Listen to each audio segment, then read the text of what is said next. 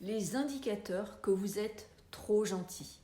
Les personnes hypersensibles ont une gentillesse qui est naturelle. Et ça, c'est à conserver bien évidemment. Il y a une gentillesse qui est saine, il y en a une qui est de trop. Et c'est ce trop que dont je vais vous parler et que je vais vous inviter à mettre de côté, à éliminer. Tout simplement pour retrouver un équilibre dans votre gentillesse et bien évidemment en conséquence un équilibre dans votre vie. Avant d'aller plus loin, je vous invite à télécharger le test offert « Suis-je hypersensible ?» au cas où vous auriez un doute. Si vous êtes sur cette page, c'est qu'a priori vous savez que vous l'êtes, que vous êtes concerné.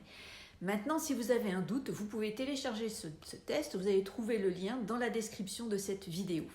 Il va vous permettre, à travers un questionnaire, de savoir si vous êtes dans ce profil.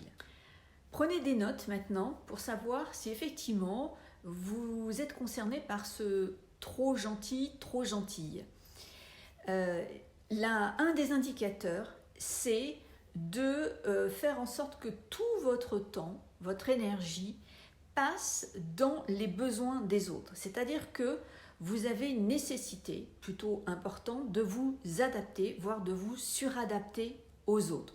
Vous êtes dans trop de gentillesse parce qu'en fait, vous allez vraiment faire passer vos besoins après ceux des autres. Vous êtes dans cette attitude de vouloir donner bien avant de vérifier si vous n'êtes pas en train d'être en porte-à-faux avec vos propres besoins.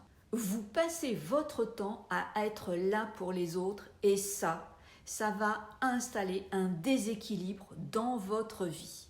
Un autre indicateur que vous êtes trop gentil passe par le fait que vous ayez l'envie et le besoin de répondre aux attentes des autres. Mais ça se manifeste d'une manière particulière. C'est-à-dire que vous êtes dans l'anticipation, une forme d'observation, d'analyse des besoins des autres pour anticiper leurs besoins, pour répondre avant même qu'ils le formulent, pour répondre à leurs besoins. Ça, c'est être trop gentil. Vous voulez être le ou la première à répondre aux besoins de vos amis, de vos proches, parfois même d'un collègue. Et là, ce qui va se passer, c'est que vous donnez plus que ce que vous allez recevoir. De nouveau, un déséquilibre s'installe. Un autre indicateur que vous êtes trop gentil, c'est lorsque vous ne dites rien et que vous excusez l'autre alors que l'on vous fait attendre. Vous n'osez pas interférer, vous n'osez pas dire à la personne qu'effectivement vous avez du temps aussi à consacrer à quelque chose d'autre. On vous fait attendre et pour autant vous allez toujours et encore excuser l'autre par rapport à ces contretemps, ces impossibilités.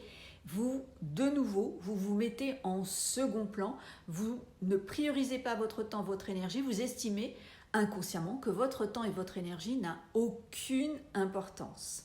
Vous faites ça en fait d'une manière inconsciente, bien évidemment, mais pour être le ou la meilleure amie, pour être le ou la meilleure épouse. Il y a une peur en fait de froisser, de blesser, en se permettant de lui dire qu'il abuse sur telle ou telle situation. Tous ces indicateurs signalent que vous êtes trop gentil. Ce trop gentil est très souvent en lien avec un besoin énorme de validation, de reconnaissance. Vous faites tout ça, vous cherchez à faire plaisir à l'extrême pour être validé, pour être apprécié, pour être reconnu. Ça, c'est en lien avec une insécurité qu'il va falloir désactiver pour revenir à une notion d'équilibre.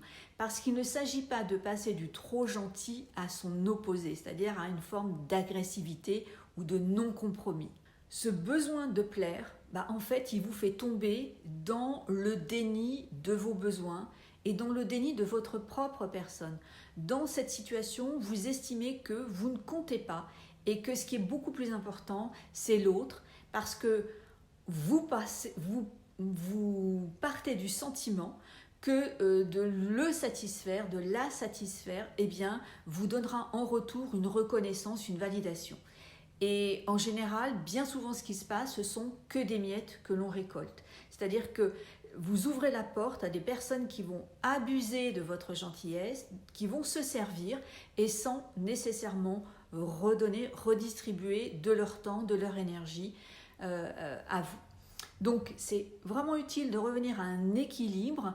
Il est possible que vous ayez un système émotionnel qui soit déréglé. Pour réguler tout ça, pour revenir à une gentillesse qui soit saine, il y a un renforcement de votre estime personnelle à faire. Ça, c'est un travail qui va être indispensable. Une fois que cette estime personnelle elle est redorée, qu'elle rayonne, qu'elle est renforcée, vous allez pouvoir aller vers l'affirmation de vous-même, c'est-à-dire savoir dire non, savoir poser des limites sans agressivité. C'est ça qui va vous permettre de ne plus être trop gentil et d'aller dans ce déséquilibre. Et il y aura peut-être des peurs à éliminer. La peur de blesser, la peur de déplaire. Et bien tout ça, c'est en lien avec un système émotionnel qui est déréglé. Il y a une peur, une espèce de douleur qui est bloquée dans le mode de survie de votre cerveau. Et c'est en éliminant cette douleur dans la partie qui s'occupe de la survie que votre système émotionnel va devenir équilibré.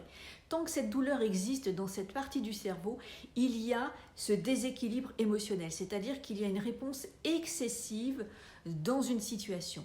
C'est très facile à libérer, c'est une thérapie brève que j'emploie depuis 7 ans, qui est la méthode NERTI, et je la pratique avec succès. Je vous mettrai le lien en dessous de cette vidéo pour prendre contact avec moi.